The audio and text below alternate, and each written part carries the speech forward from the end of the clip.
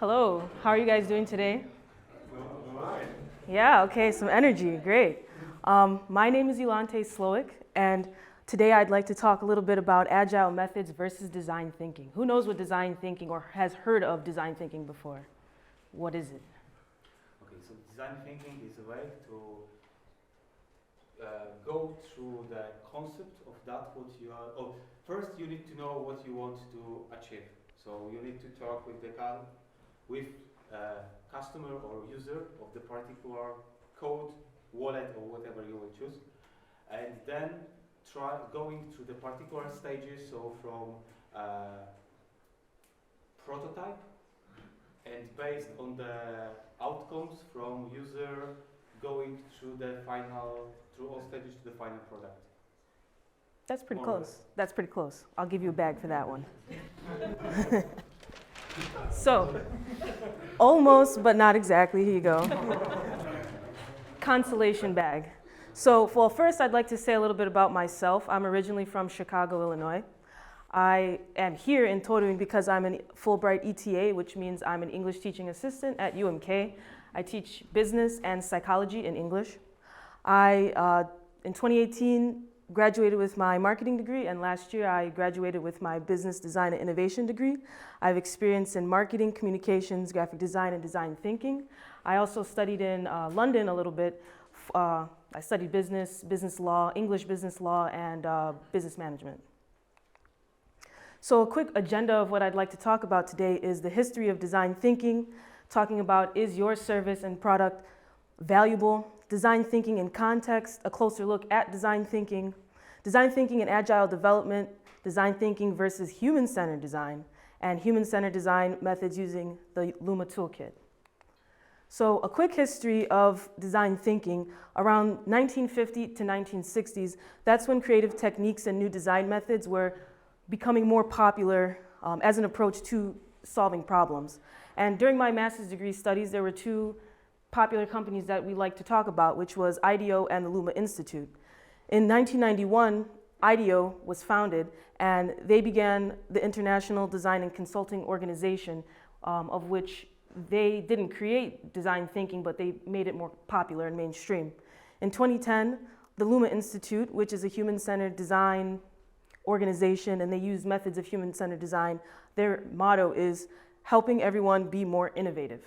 And going on to 2020, now and into the future, a lot more companies and organizations are looking at design thinking and human-centered design when creating their products. So it's only going to get more popular, and it's very valuable to understand what it is that we are trying to solve as the problems.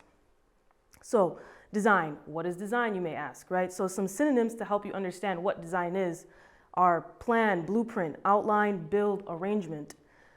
When I say design, I don't just mean visual, like graphic design, I mean an all-encompassing method. Some quotes from some people to help you understand design a little bit better. For example, we have Berger, a way of looking at the world with an eye towards changing it. Or, for example, Mao, the human capacity to plan and produce desired outcomes. Or one of my professors said, a solution-finding approach utilizing collective creativity to strengthen individuals, teams, and organization, by Madden. So what is a designer? Some synonyms to help you understand what I mean by designer is architect, builder, creator, producer, inventor. A designer must be able to see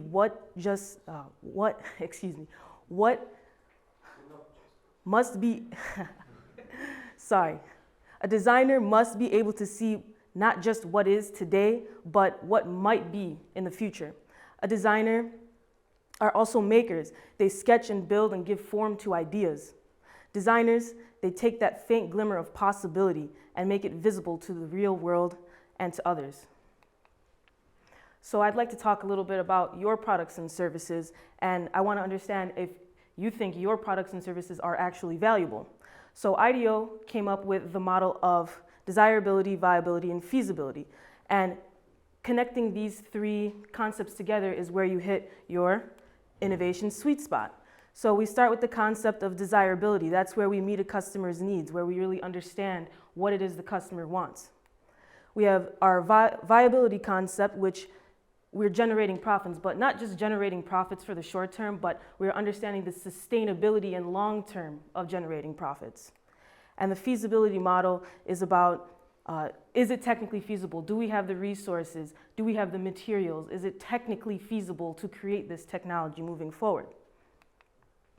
So design thinking in context, addressing the bigger questions, IDEO came up with another model with the concept of divergent and convergent thinking. So divergent thinking is about creating choices, about exploring multiple possible solutions to generate and create ideas. It's a web-like focus on connections between ideas. Basically, you are creating as many ideas as you possibly can in order to create one good idea. So we're narrowing it down.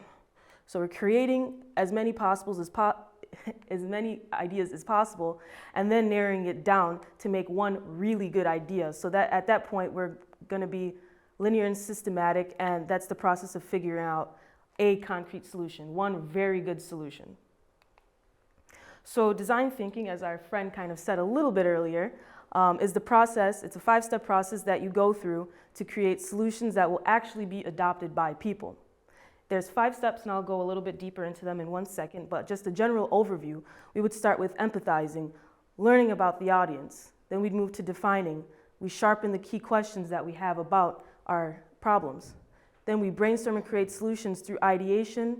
We go to our prototyping, which is building representations of one or more ideas, and then we test and reiterate.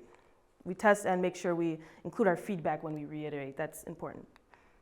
So a closer look at design thinking is that our first process of empathizing, we are focusing on a definable problem that this group of people has, and we want to make sure that we do not rush the process in which we first begin by really understanding the problem that this user has and fully understanding the people that are being served, our end user. Then we'd move to define. This is where we converge stakeholders to better understand their needs, assets, and opportunities to align around one common shared problem. So we are rallying all of our stakeholders around this same problem. And when I say stakeholder, I don't just mean the end user. I also mean the people that you're getting money from, fundraising, the other people in your management circle, maybe your supply chain, and anybody else that is involved with the product. Then we move on to ideate. Like I said before, we are creating and coming up with as many ideas as possible and generating more ideas in partnership with those that we are serving. For example, when was the last time that you asked the end user about how they felt about the product? When you asked your fellow employee or the person that you work next to about how they feel about the product, how they use the product, and about their additional ideas as well. Then we move into the prototyping phase, which is the minimal viable prototype to see if the solution will actually be adopted by the market. We don't have to spend a lot of money to create a prototype. The bare minimum is good enough to make sure that it is a feasible solution to our problem. And our prototype should also be built in partnership with key stakeholders and end users. Then we move on to testing the prototypes in order to first identify if they will be adopted and will the population adopt the solution and it actually creates an impact of identified goals? Is it sustainable? Is it actually solving the identified goals we had set up originally? Then launching, pretty self-explanatory. We send the product or service to the customer.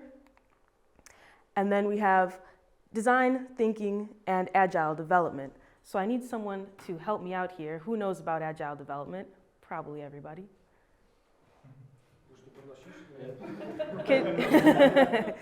Could you, what's your name? No, Lucas. I can. No? Do you know about agile development? Yes. Could you please explain a little bit, just a summary of the agile development process?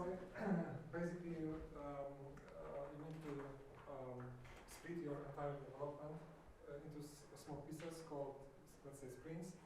And the goal is to deliver some piece of solution which is valuable, which can deliver some value for product. And after that, you can validate, is it properly done? Is it a nice feature? Yes, usable? Yes or not? It's some kind of, the brick for the wall. So if it met a requirement, yes, you can say this is the part of the product. If not, you can throw it out, yes. And you can do the iteration every time, every sprint.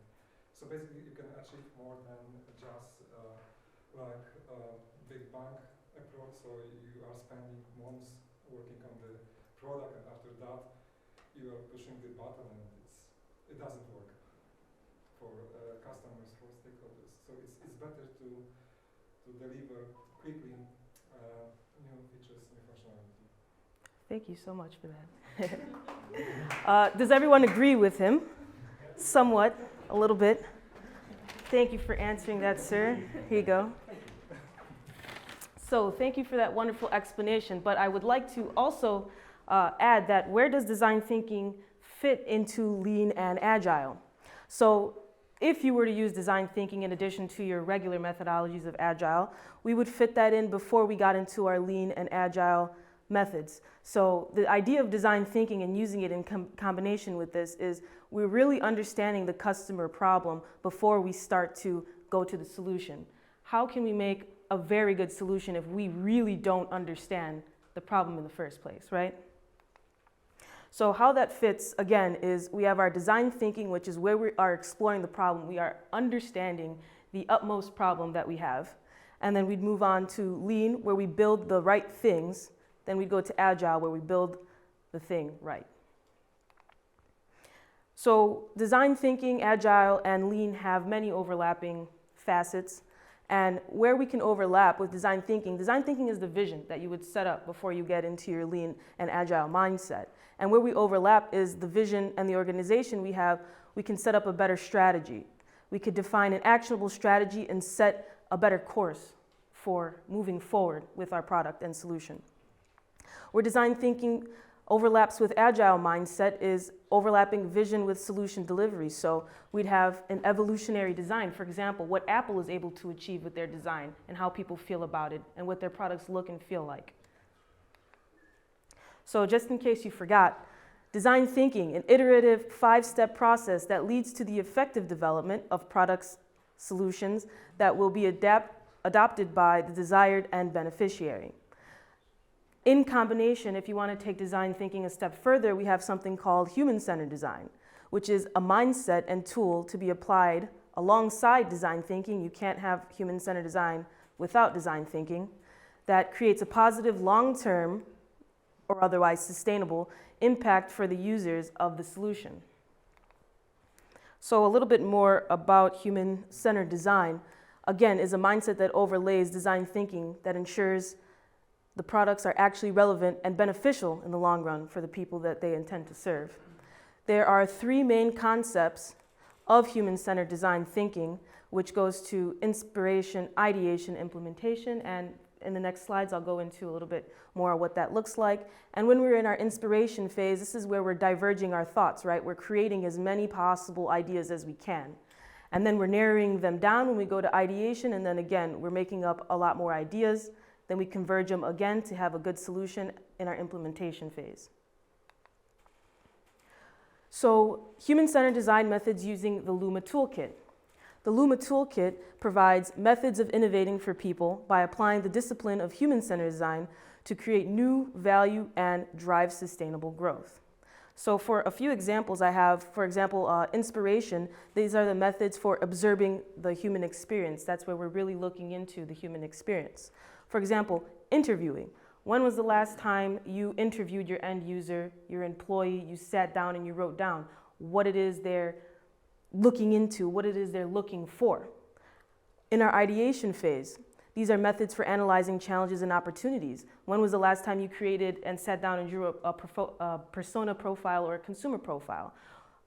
Are we figuring out your end user, your customer, your client, whatever you'd like to call them? What do they look like? What kind of car do they drive? How much money do they make?